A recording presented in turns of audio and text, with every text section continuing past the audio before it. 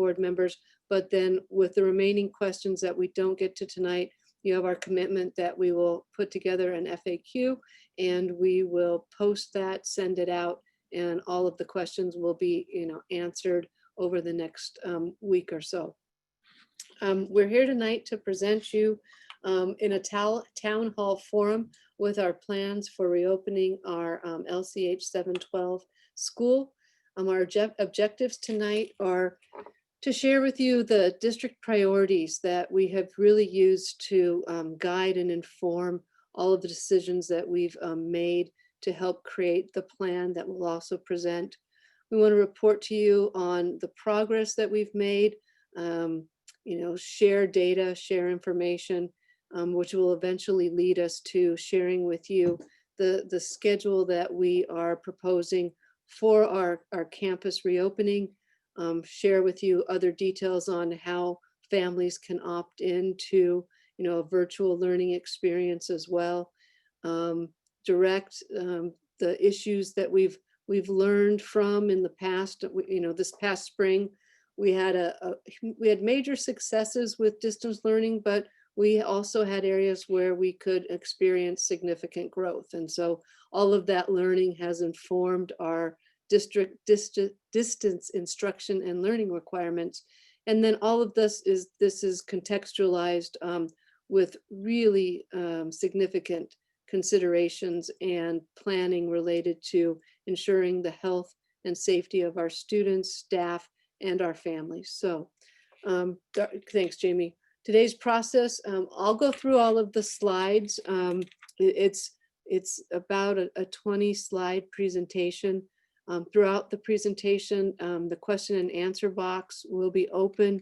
When we get to questions, you can upvote questions. And again, as questions aren't able to be answered due to our time constraints, we'll issue a follow-up email with an FAQ so that we're addressing everyone's issues or concerns.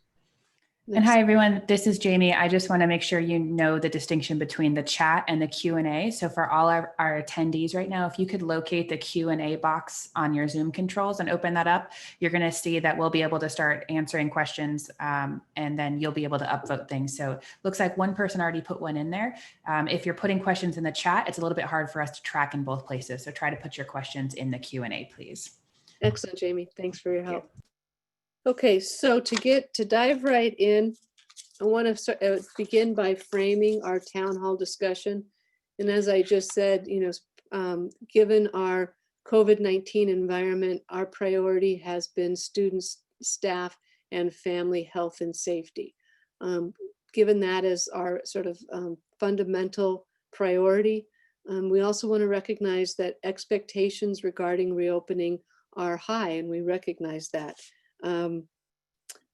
We have a commitment to all of you that as we reopen, we will deliver an instructional model that is world-class, as we have when school was open regularly.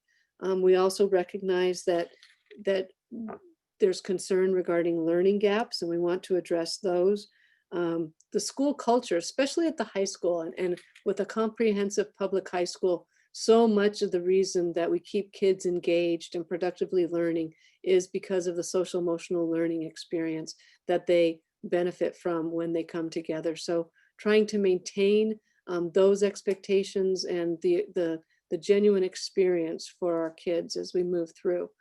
I want to just comment that the opportunities for success are great. We're blessed by so much in this district. We have a very connected community. We have parents who are active and willing partners, and without them, our success would not be nearly as ensured as I feel that it is. We also have amazing kids, and so all of the work that we're doing is as out of love for them and a real desire to make sure that they're successful. And we're blessed by having such an outstanding team of educators, and their commitment to our students and to our school is outstanding. So we want to make sure that we're really supporting them throughout this endeavor. And as I just mentioned, we learned a lot from the 12 weeks of school facility closures that we just emerged from. And so that experience has informed and honed all of our planning here, because we really want to make sure that we're learning and growing, and that's improving the virtual and the educational experience of your children. Also want to just comment on just how critical everybody's patience and flexibility is. It's really a requirement right now. The landscape is changing so rapidly. You know, there's nothing that's remaining static. And so as we partner together and move forward to do the absolute best job in providing a world-class experience to your children and to remain healthy and safe as we do so, we're going to, you know, ask for your patience and flexibility, your voice, and your understanding. And then finally, the last bullet on this slide I think is really important.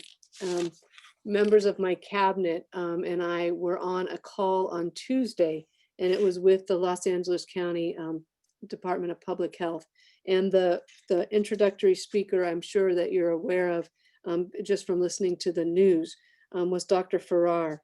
And she spent 20 out of the 60 minutes that she gathered superintendents together from the 80 school districts within LA County. She spent 20 minutes laying out what she called situational awareness.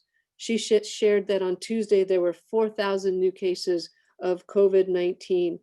She talked about the high positivity rate that we're seeing throughout our county, that 1,900 people on average per day are hospitalized with COVID. And I thought that it was profound that she took a third of her time with all of the superintendents to really talk about the fact that we're in an environment right now that is spiking.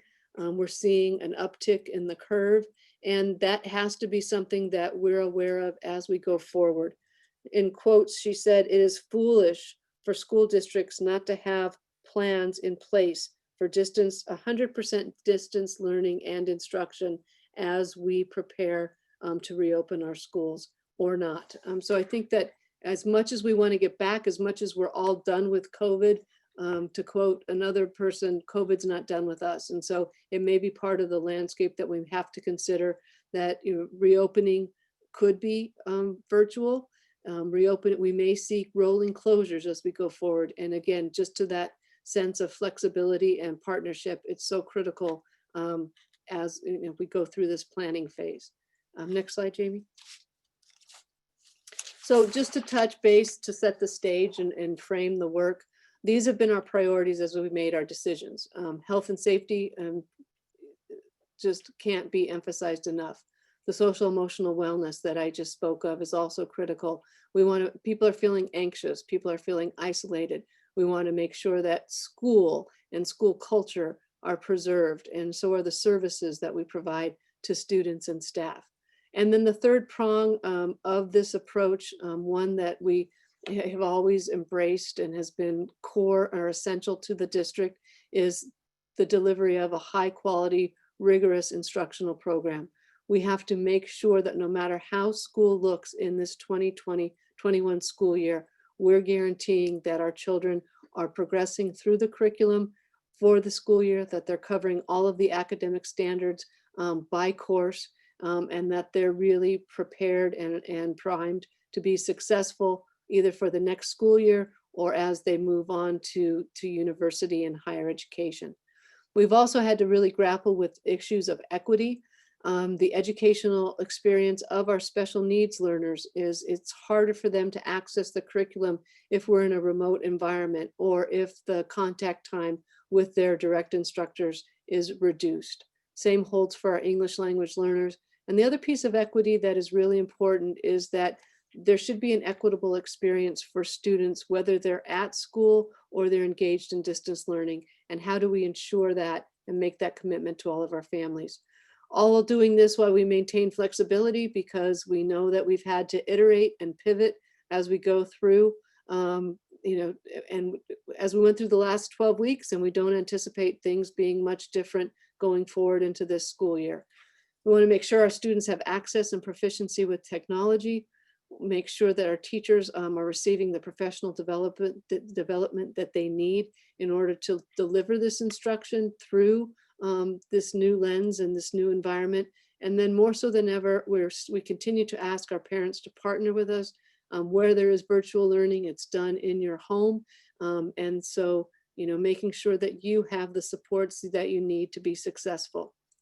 Part of the reason for calling this town hall is we want to be transparent. We want people to know what we know so that people can make plans for daycare, or for childcare, that people can rely on consistent schedules so that they can engage in consistent work schedules, to make sure that the communication that we do and the vehicles that we engage in are accessible to you so that we have that two-way communication, even if it might be remote.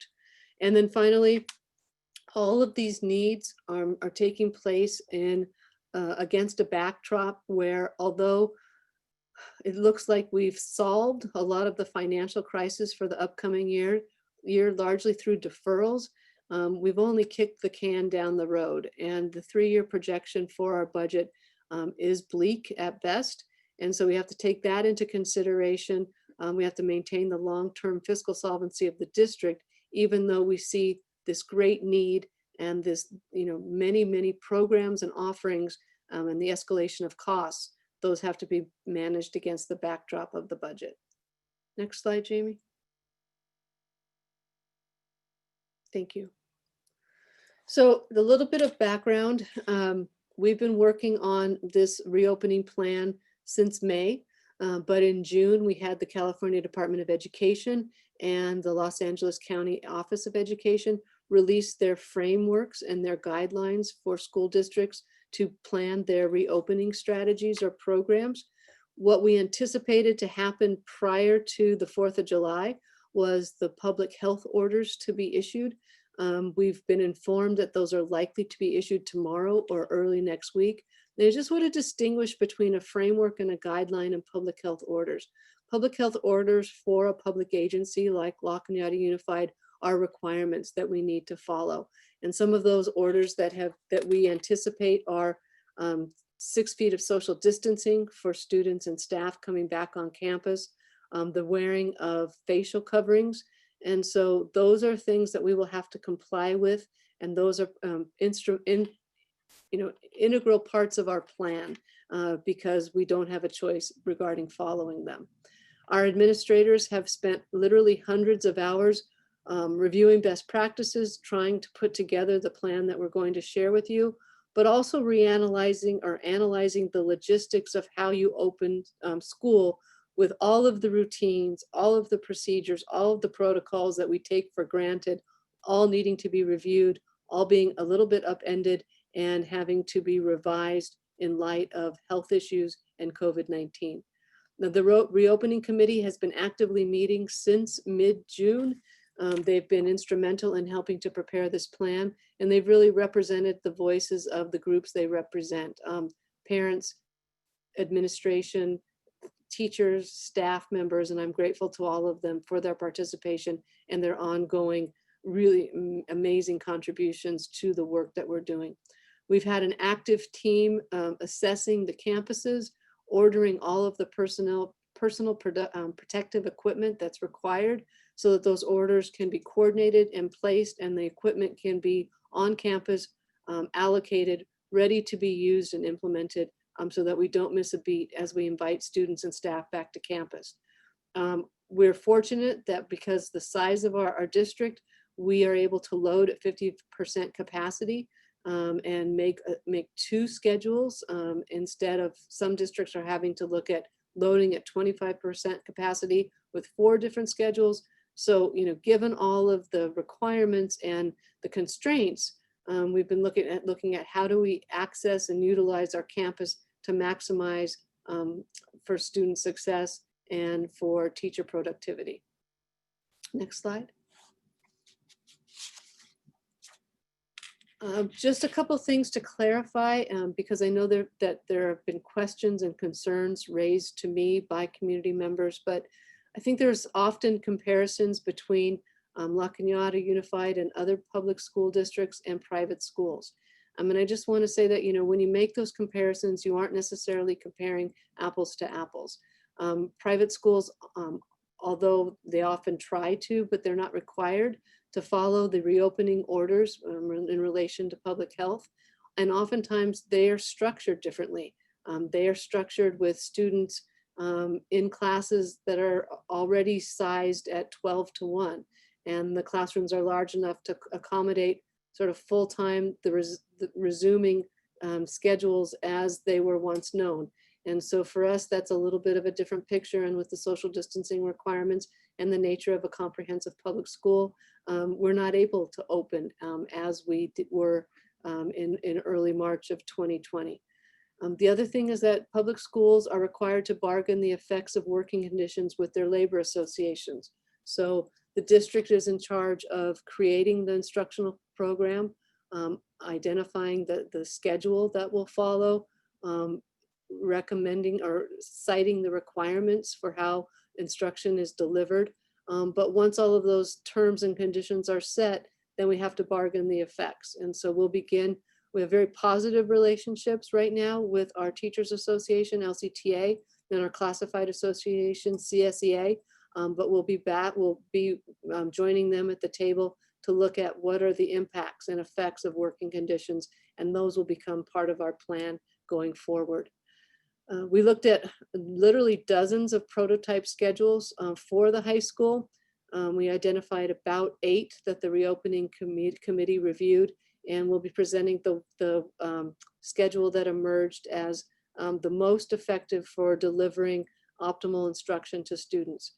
The criteria that the committee evaluated the schedules against was what provided for the most advantageous academic impacts, what promoted optimal health and safety conditions for students, what enabled as much social, emotional, and wellness opportunities for students, and then what were the impacts on operations and logistics, and what would provide consistency and just as much support. Because what we've realized too is that schools are designed to deliver outstanding, robust educational programs, but we also play a social need. We also allow parents to go to work, and we also allow the economy to continue to reopen. And so, what are those logistics that we have to look at as we plan and go forward? So just to talk briefly about the plan that I promise it's coming, but looking through these 5 different lenses, what were some of the decision-making factors?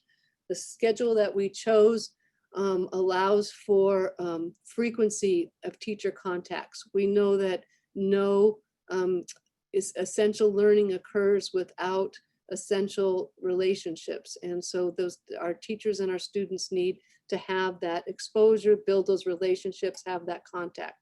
Students are also more accountable and motivated with those frequency of teacher contacts, and that those the continual connections that get built. We know that we have 180 days of instruction is the calendar that's required by the California Department of Education. That we haven't had a waiver on that. So we need 180 days of instruction. We need to, however we design this, to make sure that we are pacing through the curriculum and that we are able to ensure that students complete the year-round standards for instruction by course. And then, making sure that we have daily check-ins for learners who may be on cycle for a virtual experience with the model that we create. When we load at half capacity in order to meet the social distancing requirements, we really create 2 student body cohorts. And so that helps to promote some of the health and safety issues, because we're not bringing 2,100 students on campus on a daily basis, but rather about 1,000.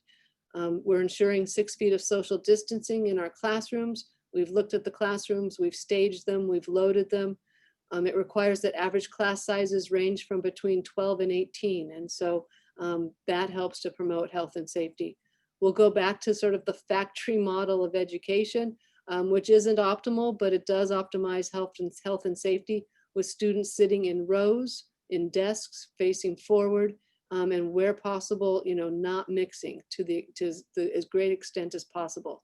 Our schedule provides for no lunch because we cannot have any large group gatherings.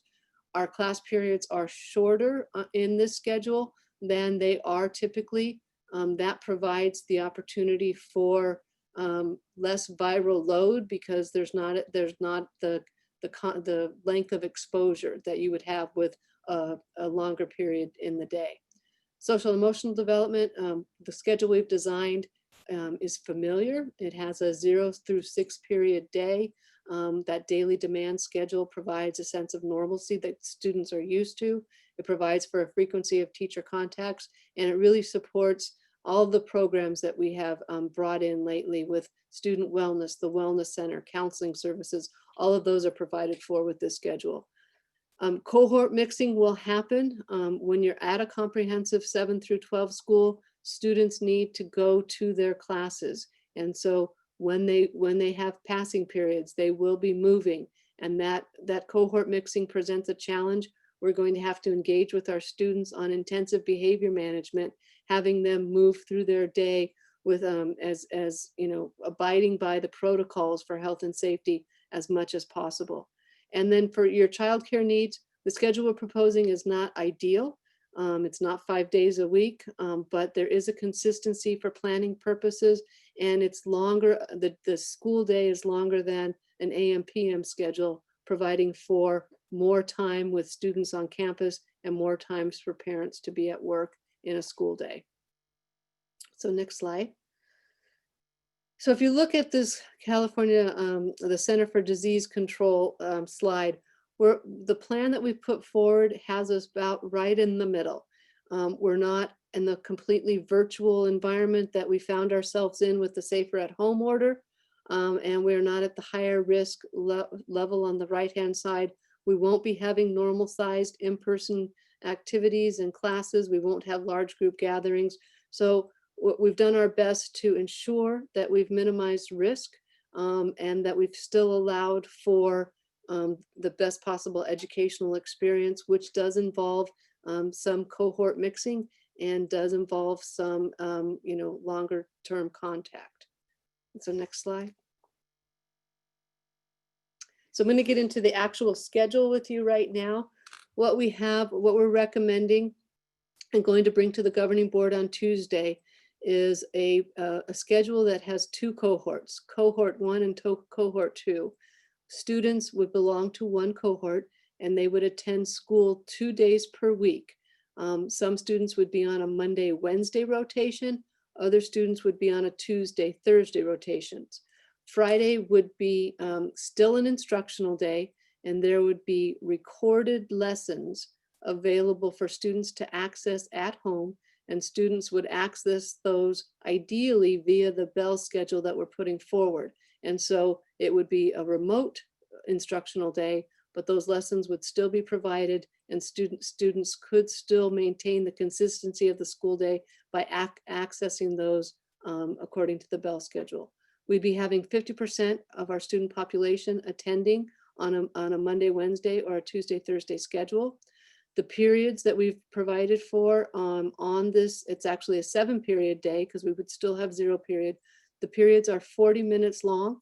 We believe that that allows for enough time to have direct instruction followed by guided practice, and then for teachers to assign independent practice to be conducted at home. But the learning happens during the day with the direct instruction and the guided practice.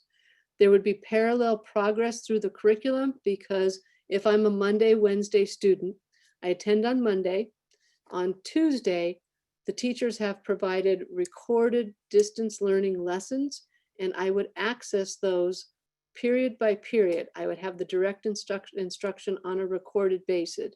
And then there's time at the end of the Tuesday, Thursday schedule for me, if I'm a Monday, Wednesday student, where the teachers they'll have an hour and a half to reach out to students, provide tutoring, provide clarification on the lesson, provide direct contact, and so that students have the opportunity to interface with their teacher on a daily basis, even if they are on the off-cycle schedule for that day. explained a little bit about Fridays, how Fridays are instructional days, but the teachers would be delivering the content in a recorded fashion, and students would follow the bell schedule from home. And then teachers would use the Fridays, and I know this is important because they're preparing all of the recorded lessons, because that has to be pushed out on a daily basis, because every single day there's a cohort of students who are accessing the curriculum remotely to allow us to load at 50% capacity. So what the schedule looks like is in this next slide. So as you'll see, for 0 periods, so for just to address the Monday, Wednesday. So cohort A is attending Monday, Wednesday on site. Cohort B is attending Tuesday, Thursday on site. And alternately, for cohort A, they're accessing the curriculum remotely via recorded lessons on Tuesday, Thursday, and Friday, whereas cohort B is accessing the curriculum via recorded lessons on a Monday, Wednesday, Friday basis. Students arrive on campus between 8:10 and 8:20.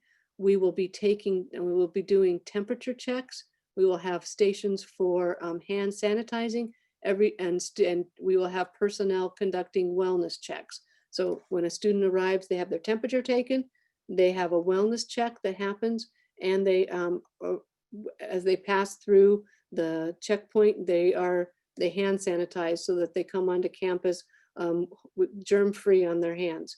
We're also asking parents to conduct wellness checks prior to students coming for school, and those protocols will be delivered to parents. Period 1, 2, and 3 happen with a 5-minute passing period between each. They're 40 minutes long.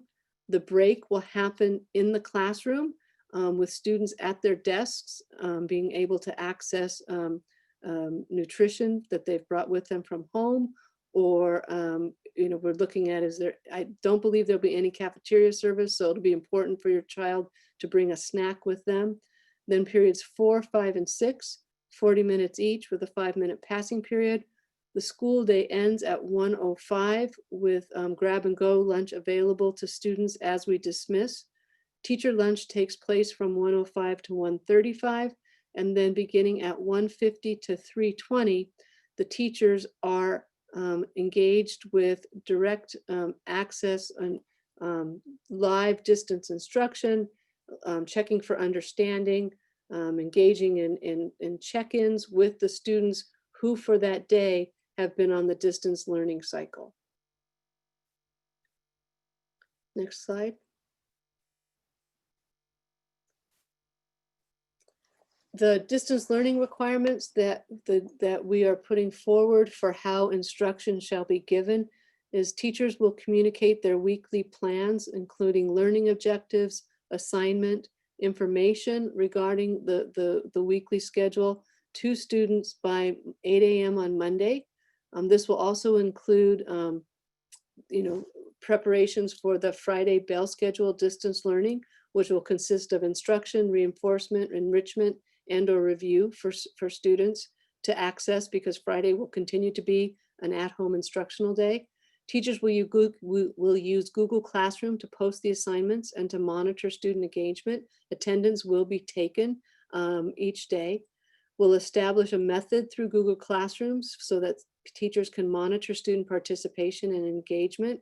After 2 days of non-participation, parents will be contacted to assess how to re-engage the student and make sure that they're staying on track and engaged in their distance learning days. Teachers will be providing on a daily basis, and the students will be accessing on their home days, recorded direct instruction that parallels what's happening in the on-site instruction and is accessible according to the daily bell schedule.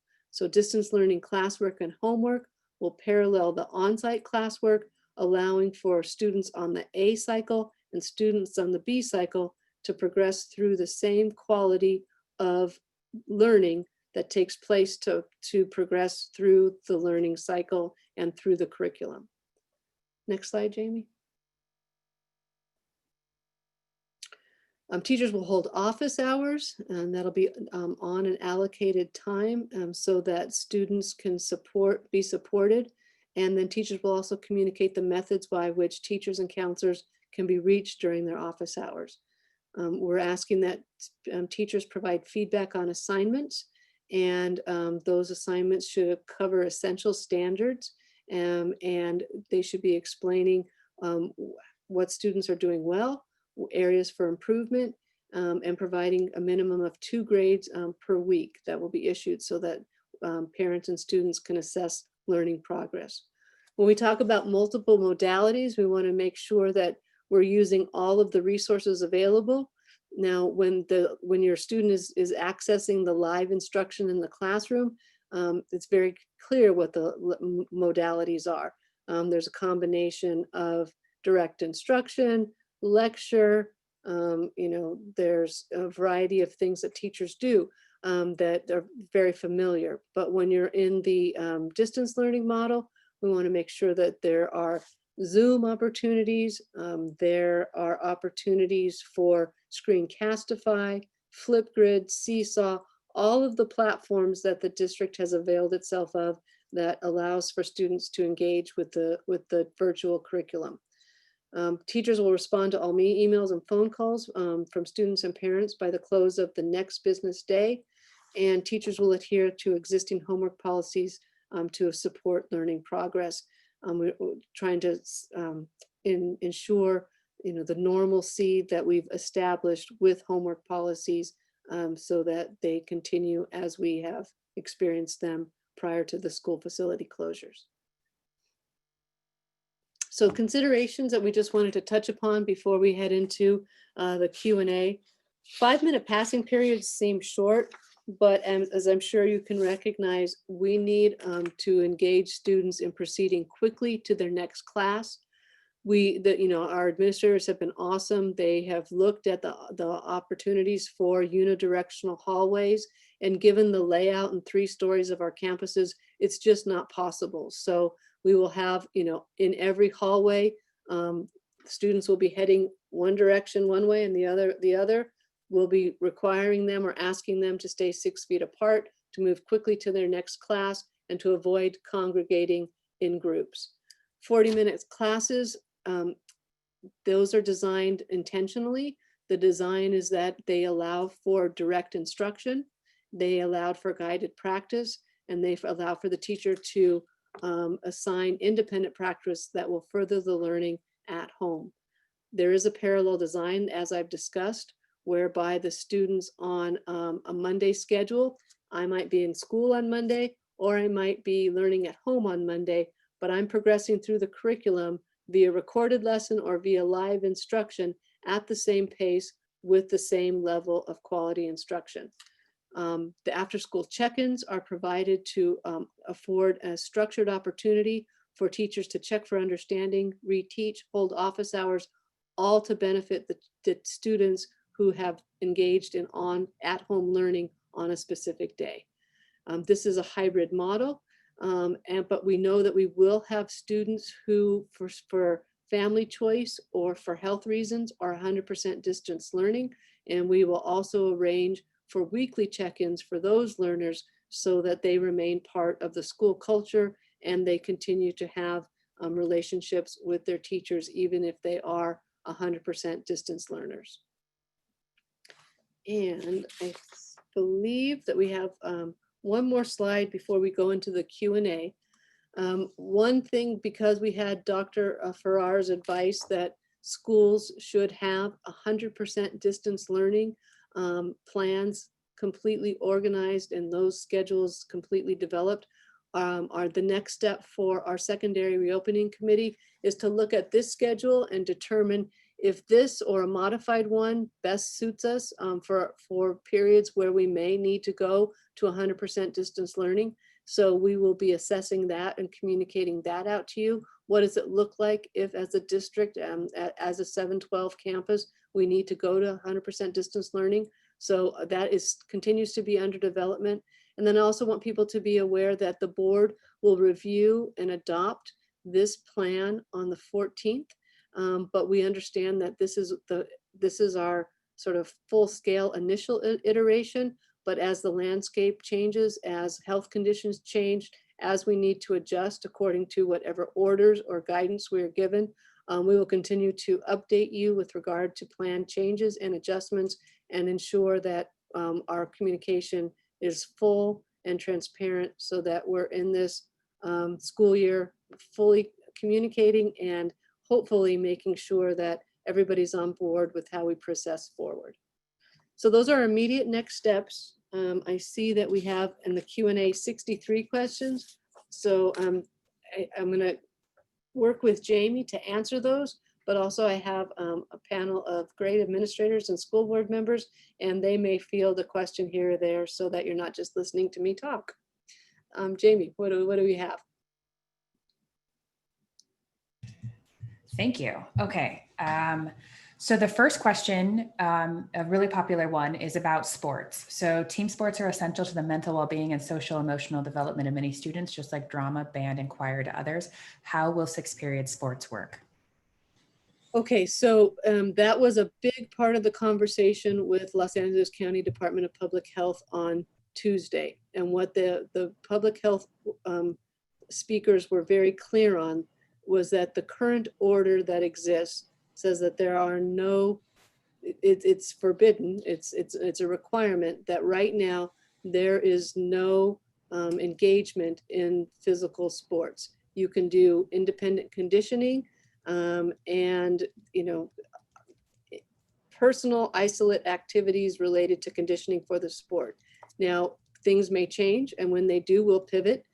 We recognize that sports are critical to sort of the, I mean, it's why some kids come to school. It's critical to the high school experience. We want to keep our kids socially, emotionally connected and athletically connected. But until those orders are lifted or altered, we are on hold. And I know that we will continue to monitor, we'll continue to communicate, but that is one area that it is an order and we're forced to abide. And I don't know if Jim, you have anything you want to share? And Wendy, I could share one thing. This is Jared. I know Miss Calv's not here, but I do know I follow high school athletics pretty closely. And I know CIF, which is a governing body for all of California, is coming out with their own recommendations on July 20th. But that's just going to be the time of the sports. Most likely sports will be pushed back. And then each district will make a decision about if they're going to participate or not.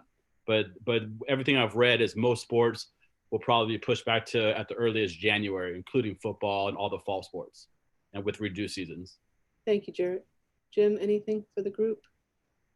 No, I just want to echo what you've said, Wendy, which is the importance that we recognize that athletics plays. We know our coaches are trying to continue to keep community going in absence with, Zoom meetings and calls to keep the guys and gals that make up Spartan Athletics together. And we want to thank our kids for hanging in there with that. And we wish we could, be in the football stadium as soon as we can, but we're sacrificing that and making our contribution to help flatten the curve. Thank you. Next question, Jamie. Thank you. This is a little bit longer one, but as the superintendent mentioned in her speech that recently 1,900 persons were found positive with COVID. In light of all of these horrible cases we're listening to on this disease on a daily basis, California cases are still rising. Why is it so important to reopen schools now? Why not implement distance learning for this academic year? Why not wait until the cases in California diminish like in Europe or elsewhere and then assess to reopen? There are many questions such as, will the bathrooms be safe for children? I would really appreciate someone could answer my concerns. Thank you. And I think that those are really valid concerns and ones that we are, prepared to address as we move forward. Like I said, Dr. Farrar said every single district needs to have 100% remote learning plan and schedule sort of in their back pocket. We may see that that's an order come August, and we may need to not reopen. But currently, under the guidance that we're being given, when the budget was agreed upon by the governor and the state Senate and Assembly, there were trailer bills, and the trailer bills have indicated that no school district currently can plan for 100% distance learning. So our obligation right now is to have a plan for reopening, but we would be fully prepared to, to postpone that reopening and to open school in a distance fashion if that's the requirement come August. Thank you. Next one, for distance learning, will students have live class time instruction, and will it be simultaneous with in-person class or separate? So what we have is, with this hybrid model, teachers are live teaching every day to the cohort that's on campus. Therefore, they, in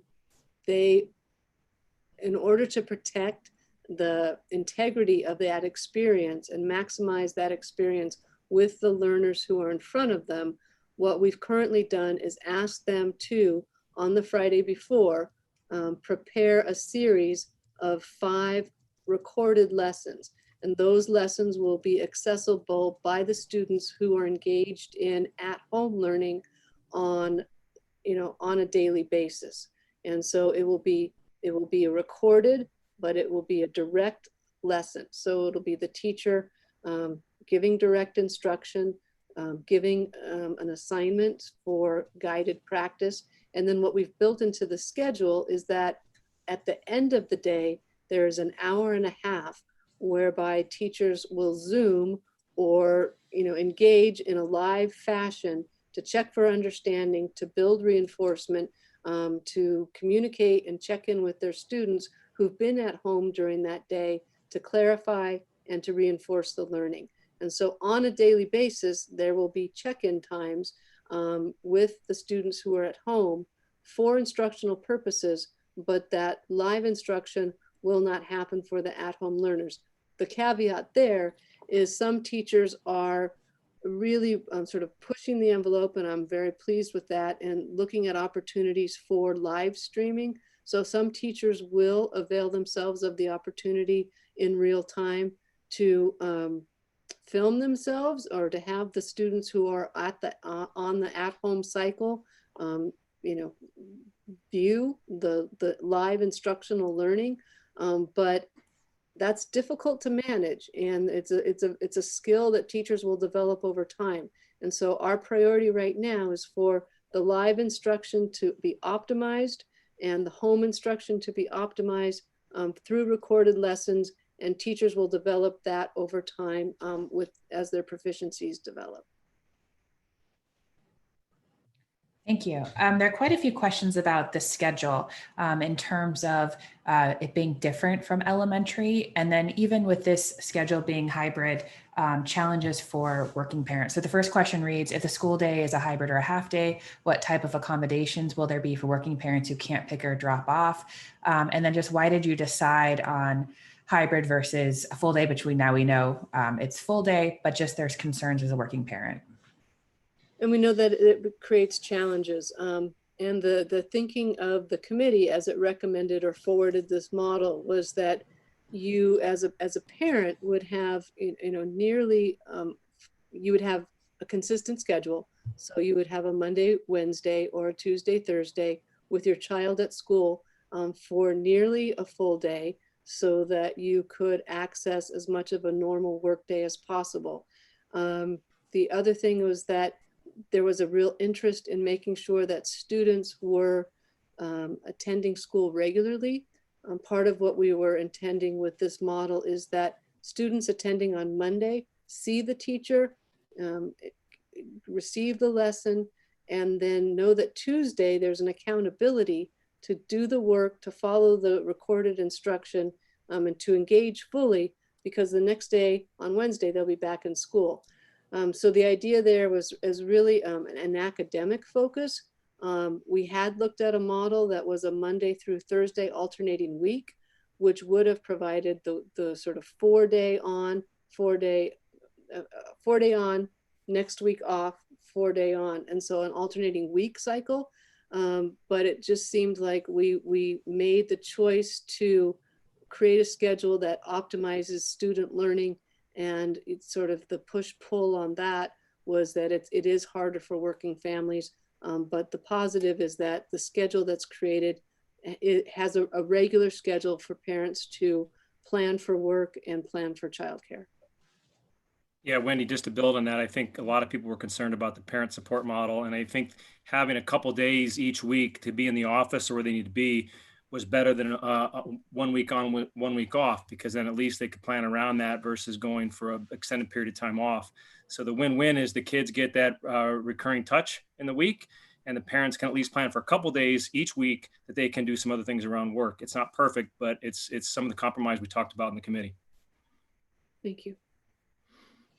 There have been quite a few questions about contact tracing and procedures. So I know we're at about 110 questions, and some of them are repeats. So, but this one was a top one. What is the plan when we have a COVID case on campus? What will be the built-in procedure, including school closure and contact tracing? Okay, so we just finished from 5 to 6:15 our elementary discussion. And what we saw is that we're able to keep the cohorts at the elementary model fairly pure. And so when we do contact tracing, we'll be looking at, contact lists of between 11 and 15 students. Because of the nature of the high school, where you have teachers with subject area specialty, and you have the students needing to change classes over the course of a 6-period day, you're looking at contact tracing and contact lists being more extensive. And so that is, something that need to be very honest and transparent with our families about. If we have a case, it'll be incumbent upon the district to work with public health. Our responsibility will be to give contact lists to public health. The list will be, because classes will range in size from 12 to 18, you'll see the list be anywhere from 60 to approximately 90 long. And we will have to contact all of those students and all of those staff members and teachers who came in contact. And a close contact is defined as you are within 6 feet for someone for longer than 10 minutes. And so based upon that, public health will issue its protocols. And it's likely that if there's a live or active case, that we'll need to see anywhere from 60 to 90 students self-quarantine or self-isolate at home for that 14-day period. Those students will shift to distance learners. They'll join the off cycle of A or B and all week engage in the recorded lessons according to the Bell schedule, and we'll follow the public health protocols. It's not perfect, and it is a longer contact list, but we'll follow the public health protocols. The other thing that we're waiting to see when public health releases their protocols and orders tomorrow or early next week, what we're hearing that if there are 3 active cases on a campus within a week, then that results in a school closure. And then what we would do would be, we would pivot to remote instruction until we have clearance to reopen school. Thank you. There are quite a few questions just about cleaning on campus. So can we talk a little bit about the plans for that, please? Thank you.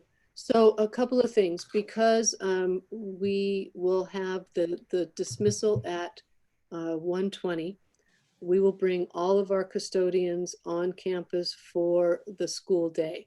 Typically, the high school has night custodians, and we will want the work to be done within the course of before school, during school, and then just after school.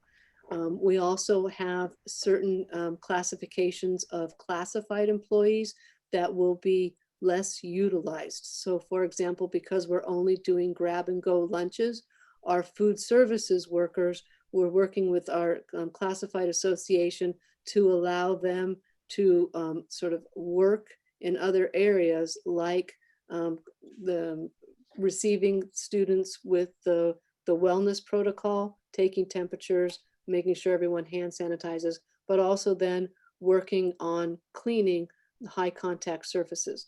So with a 5-minute passing period, there will be a lot of activity where custodians will do sweeps through classrooms, cleaning off high contact surfaces. Mark, I don't know if you could speak to some of the cleansers and cleaning agents that we'll have Actually, the quick the ones we acting. use is called a spray and go. It has no set time. So a lot of the cleaners are supposed to set for 30 to 60 seconds. This is a spray and go. It's a 5-second set and dries quickly. So we can just hit the desks between classes. We'll engage all the custodians, but we'll also, like you said, look at some of the cafeteria staff who will be there and maybe not needed in the cafeteria, and other classified staff. We'll have those supplies in the classrooms so that teachers and staff will have easy access to them as well. During the classes, we'll be focusing on the high touch areas of handrails, bathrooms, and things like that. So we can be preparing those for the passing periods as well. There were also questions about HVAC and the systems there related to cleanliness as well. And we upgraded to MERV 11 filters when we did the Devil's Gate. Those were the best capacity we could have. We'll check and see if we can improve the filters more, but we're changing them regularly, even more frequently. We'll continue to do that. And we'll also monitor all the recommendations on, there's lots coming out about how much fresh air do you bring in, keep avoiding the recirculating air and things like that. So we're monitoring those best practices as well and recommendations. Thank you. There were a few questions just in terms of how we got to this schedule. And one of our earlier prototypes was that we were going to have students stay in one place and teachers move. So that's the question. Why are the students moving instead of the teachers? So that takes a lot of sort of unpacking, but I'll do my best. So if we had students staying in cohorts, you would essentially have a cohort of anywhere from 12 to 18 in a classroom. That cohort to stay in that classroom and the teachers move, you can't design a master schedule that allows for that, because that set of 12 kids aren't going to be on the same daily schedule. So then we've looked at if we kept those cohorts in a room, you would have one teacher in front of them. At best, you could align that cohort so that that teacher taught them one subject. So those students who came to school would have the experience of one teacher, one live lesson, and the rest of their instruction, because of the 6-period day and all of the classes that they have, the rest of their instruction would be accessed remotely. And the idea was that that's not the experience that we're trying to provide with coming live on campus. If we're going to do that, we should keep everyone at home accessing the curriculum remotely. And so it was in order to stay true to the intention of bringing students back on campus, how can you orchestrate that as safely as possible and give them the social, emotional, and learning benefits of a 6-period day with the teacher who instructs the course. I don't know if any of my colleagues have anything they'd like to add on that. Wendy, this is Jim from the high school, and I guess I would just want everyone to, that's a wonderful question, and pause on the reality that when students are in 9th grade, they only have the possibility of having 3 common courses: English, math, and science, as there's no social science requirement. And then as the grades go, if the students grow older, there's always a choice point, perhaps world history or advanced placement in European history, chemistry honors, bio, AP bio. And so it's very difficult because the students, the unique opportunities for students to select their own schedule, we just don't have that ability to have a commonality where we can group the kids together. Thank you, Jim. Okay, next question. Okay, thank you. So this question is about our electives. So for the classes that require students to be in close proximity to each other, such as band, choir, and sports, how can those be held safely? Okay, so we're doing a lot of creative thinking on those, because we know exactly what Jamie mentioned are some of the key features that keep our kids coming to school and loving their high school experience or their middle school experience. So for choir, we've been told that sort of the spew factor for singing requires that kids be kept anywhere from 10 to 12 feet apart. So we're investigating outdoor spaces or large spaces like the gym or the cafeteria, where kids could actually, be distanced in a setting and still rehearse or practice. Similarly with band and orchestra, what are the requirements for safe social distancing in those environments, and how can we house those?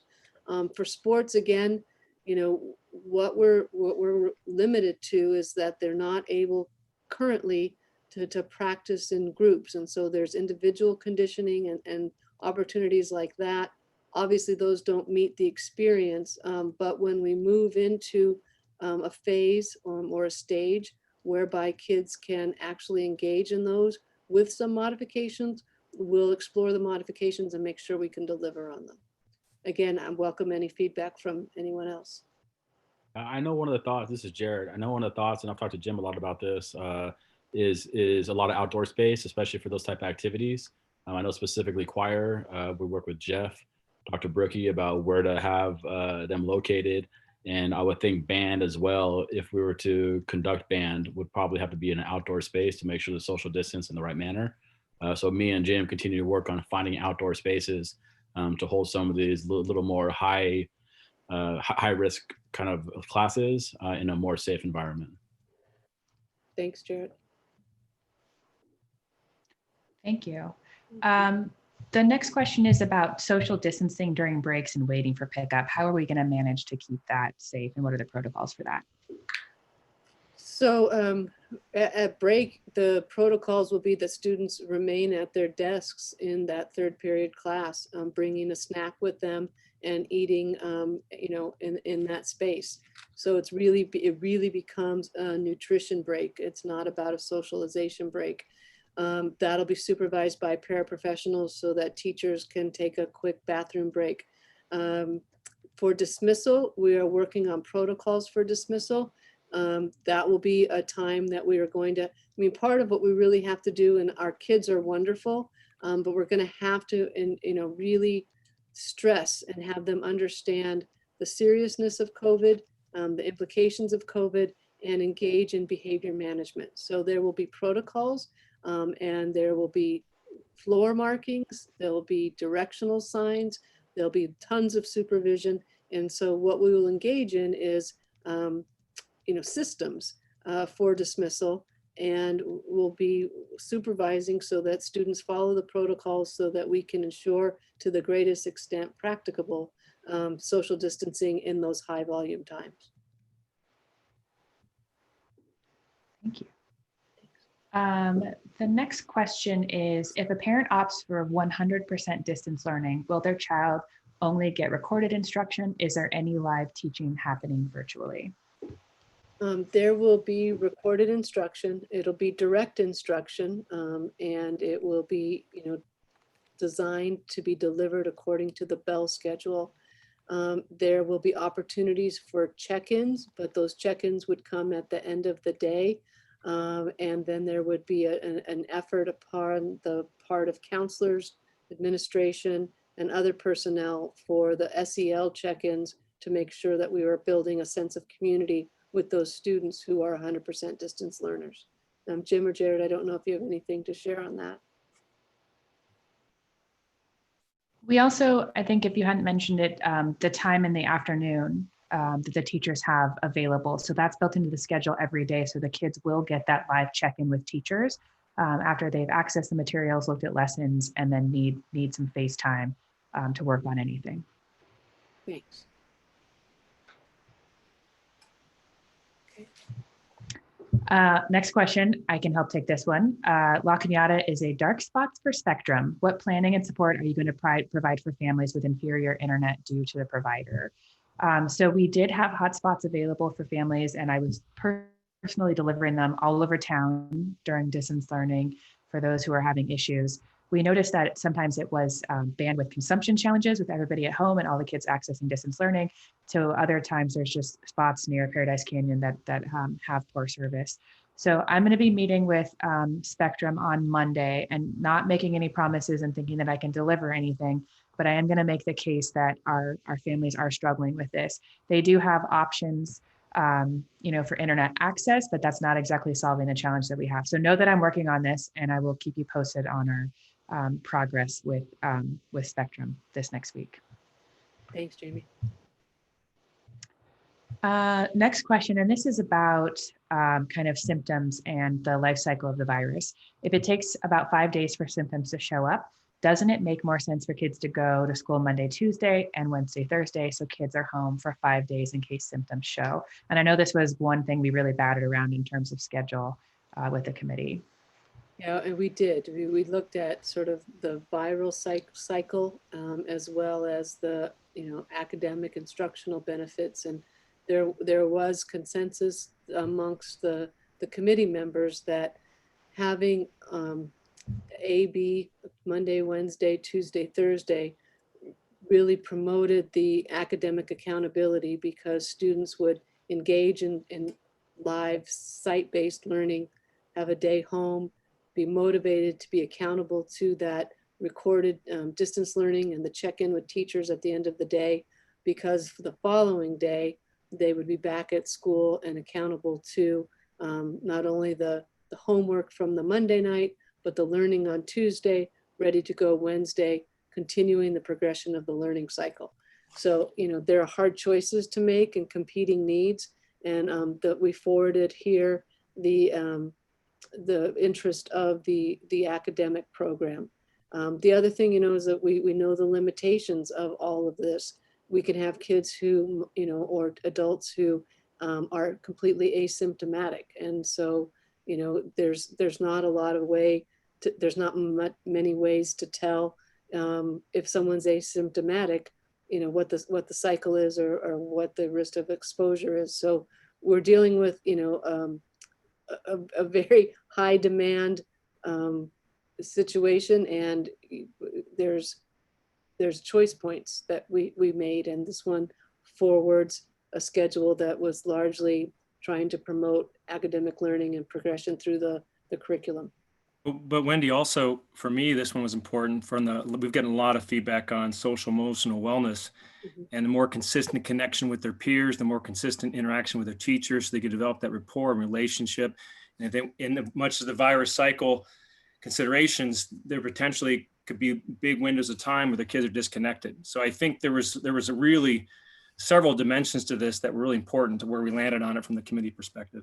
Yeah, I mean, we had lengthy conversations about isolation, anxiety, all of the depression that we saw in high schoolers, and that were being reported across the country, and just that idea of normalcy, frequency, and consistency of contact really sort of made the decision the one that we presented tonight. Thank you. Just so the audience knows, we have about 10 more minutes and 142 questions. So we're going to do our best to answer a few more of them, but just know that we're also committed to, I'll have a spreadsheet export of all of these questions, and we'll work through them to get you answers and share those out with everybody. So don't want you to leave frustrated tonight if we're not able to answer your question live. We will get these answered for you. So our next one is about flexibility of schedule. Once the school starts, will students be able to switch between total distance learning and the hybrid model, or vice versa, if the situation ameliorates or deteriorates? Well, to some extent, yes. I mean, what we've designed here is that the virtual instruction is happening with the teachers on the Fridays recording the 5 lessons that are available Monday through Friday and accessible from the distance learners. I'd like that, that we have consistency of participation and the class loads being, relatively stable, but we may have circumstances, with individual families or with, considerations that come up over time where there has to be some fluidity with moving in and out of a schedule. We would need for there to be a lot of communication, because if a family is participating in at-site learning and then all of a sudden become 100% distance learner, we have to know that so that we can engage in student checks. We can make sure we're taking remote attendance, switch the filters on, Aries or ClassLink or whatever the platform is that's going to help us take attendance. So that will be incumbent on parents to keep us posted and notified so we can help, track things but we do have built into the schedule the opportunity for that type of movement. And I think it's important to point out that there is a distinction between the flexibility that is available in the high school schedule versus elementary. So I know some families may have attended the previous session and heard something different to that effect in terms of being able to move in and out of online learning. With the elementary schedule, once you opt in, that's a decision that you make for the year until we hit, or if we hit stage 3, where students are brought back on campus because we've reached the stage with the virus that it's safe for everyone to return except medically fragile students. And we would return to a normal schedule cycle. But because we're dealing with a different model here, that limitation isn't placed on the high school. Thank you. Next question. Last year, my child had a difficult disappointing experience with distance learning without direct instruction from the teacher, and he became unmotivated. I read earlier in the Q&A that if teachers are going to be trained for distance learning, how will you check if teachers or students are on track? Well, we have the distance learning requirements, which were our effort to learn from the experience and the areas for growth in our spring model. There are requirements for the lesson design and production with the recorded lessons. There are requirements for the number and frequency of graded assignments, for the live check-ins at the end of the day for students who are engaged in the at-home learning. There's an extensive menu of opportunities for teachers over the summer. They're not required because it is their time, but there's paid opportunities and also professional opportunities with groups like ISTE, who are experts in distance learning PD.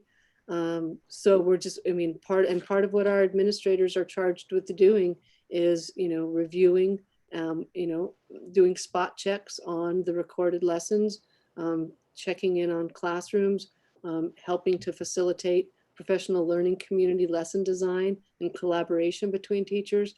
Jim and Jared, I don't know if you have anything to add.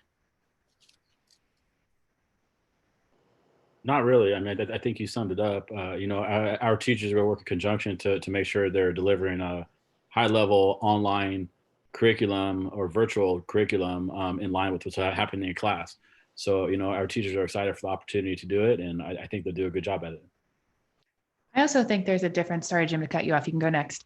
I think there's, there were a lot of emotion with how school started to take shape last term, and a lot of uncertainty. And how long was this going to last?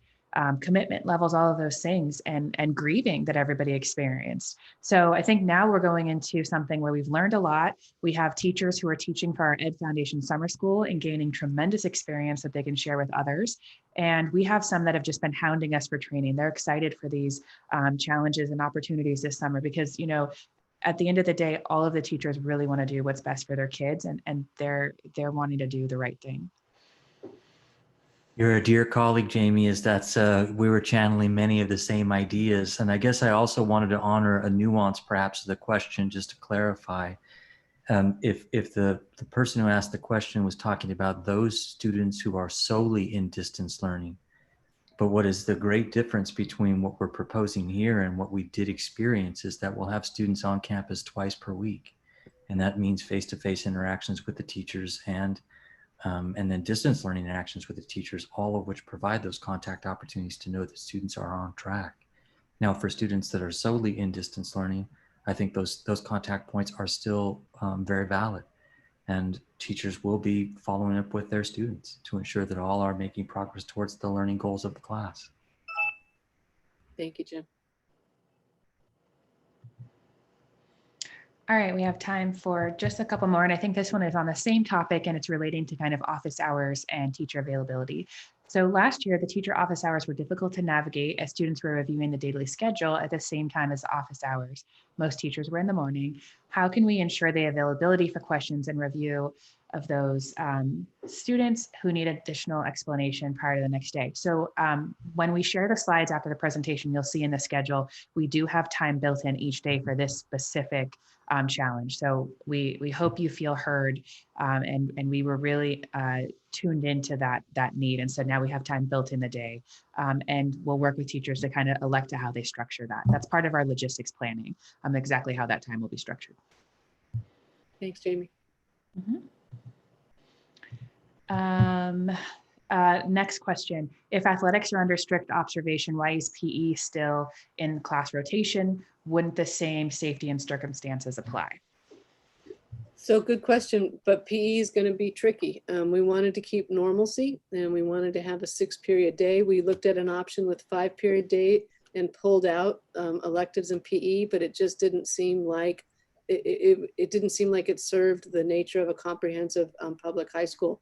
So with PE, the cohorts will be smaller and the teachers will need to create lessons that allow the students to do individual conditioning, engage in social distancing. So you won't see PE engage in contact sports. You'll see PE with calisthenics, PE with walking, PE, with lesson design that that allows for what's allowable, for lack of a better word, and they won't be engaged in activities that are currently prohibited and thus are prohibited in our CIF sports. Yeah, we did. Oh, go ahead, Jim, please. Just add real quick too that, we're, as everyone I know appreciates, we're balancing many interests and the realities that PE is, required per educational code for advancement, and has certain expectations about unit totals and parts of students learning course selections. So we're offering those and trying to keep the days looking like they typically would have had there been no pandemic. Thanks. Jamie, did you have anything to add? He got it. We're right there together. Yeah. Yeah, thank you. All right, we have time for one final question. And as I said, we'll be following up with an email with all the other answers. I'm uncertain that by returning to the school now, whether children will have the kind of experience we are expecting. Much uncertainty and fear will exist. The new normal will not look like it did before. Children wearing masks, gloves, shields, 6 feet of distance will most likely not be the return to the school children are expecting. Our experience with remote learning was positive and required parental guidance. We understand remote learning is not ideal, but is the safest. It will not be permanent. So I guess that's more of a comment, but it got 7 votes, so that was very nice. So thank you. Any final thoughts from the panelists, and then we'll wrap up. I have just closing thoughts. I just wanted to, and I told the group this in the elementary town hall. If I may, I just want to underscore how hard and long Wendy and her team have been working on this, really trying to consider the breadth of things from research, benchmarking, nationwide, globally, the constraints that we're navigating around state and county directives, and all the concerns for our local community, and really appreciate it. But they've been working very hard. The committees have been working very hard. We're not going to be perfect, but if we at least achieve good, I will be happy right now. And I think we just ask for your patience, like Wendy said up front. And thank you to Wendy and the team for just putting so much all-in effort, like you do in everything related to our schools. So. Thanks, John. I just want to close by thanking the panelists and all my administrative team. Also, my sincere appreciation to the governing board, who have been partners and leaders with all of this work. Thanks to the committee. And then, dear parents and staff members who have joined this presentation, teachers, just thank you for your partnership. We know that we'll make mistakes. We know that we will rectify those and build. But we think we have a solid model here, and we will continue to assess the landscape. We know that there's nothing more important than your students' physical health and mental well-being, but that this is a time where we do not want to engage in learning loss. We want to progress through the curriculum. We want people to be successful, and we will do everything in our power to guarantee that to you and to them in their experience. So thank you for spending a Thursday evening with us. We will get back to you with answers and FAQs to those questions. We're appreciative for all that you do and your commitment to your students and to our district. And we hope you have a good evening. Thank you. Good night, everyone. Be well.